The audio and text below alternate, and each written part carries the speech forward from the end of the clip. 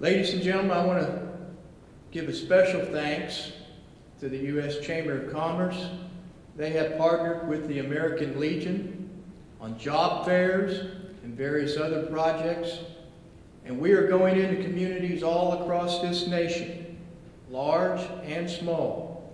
And we're going in and we're trying to find jobs and help those veterans get jobs across the nations. And the Chamber of Commerce and a lot of the corporations that many of you represent, government agencies, have been great partners for us in those job fairs that we're doing across the nation.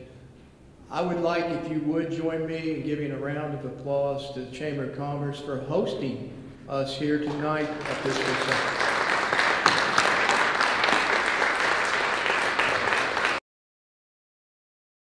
Maybe we need to start looking at credentialing and licensing people while they're still in the military. Is there anything that precludes us from taking someone when they're in motor transport school and giving them a commercial driver's license? Is there anything that precludes us from taking a corpsman or a medic and getting them qualified as an EMT before they leave? I don't know the answers to all those questions. I don't know what precludes us from doing that, but I certainly think we should take a look at it. And why do I say that? I believe this is a national security imperative. I think we're so focused on the back end, we're not looking at what will happen to our military 2 or 3 years from now. Because recruiters go across the country every day telling young men and women in high school that they're going to be better off when they leave the service, that they're going to be more marketable, that they're going to have better opportunities. The fact is, that's not true. And these are smart men and women that are raising their right hand to serve in our forces. It's an all-volunteer force, right? So if our country, Iraq and Afghanistan veterans, are suffering from 12 or 13% unemployment year after year, Guard and reservists are suffering from 14% unemployment, and military spouses are suffering from 26% unemployment, what incentivizes them to first raise their right hand, or what incentivizes their family to have them pursue a career like I did for 20 years? We need to be smarter. We need to be more creative, and we need to do things earlier for our service members. And that includes this great initiative by the Legion to bring people together to focus on the issue of credentialing and licensing, and to do it earlier, and to give the private sector access to these people before they leave. So there we got a little bit more stories. I can keep going and going, but I want to include one from a spouse. And that is, we've got our military spouse. Now he or she, they don't wear the uniform, but they're the silent heroes in this long war, because as you well know, and some of you have been there, they travel across this nation, they live through those deployments, they accompany their spouses, and in doing so, they relocate not only their families, but uproot themselves.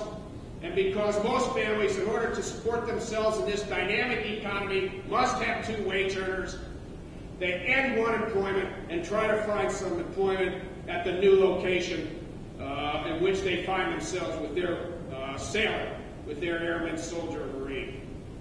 Now in this instance, our hero in this story is a public accountant. She spent her entire life, her professional life, deciphering the meaning of income statements and spreadsheets. But you know what happened the moment that her spouse was ordered and transferred across the country? She had to move with him, must, out of loyalty, dignity, and a member of the family, and she followed her husband. Now, could she start over as a CPA? Nope. Got to do the whole process again.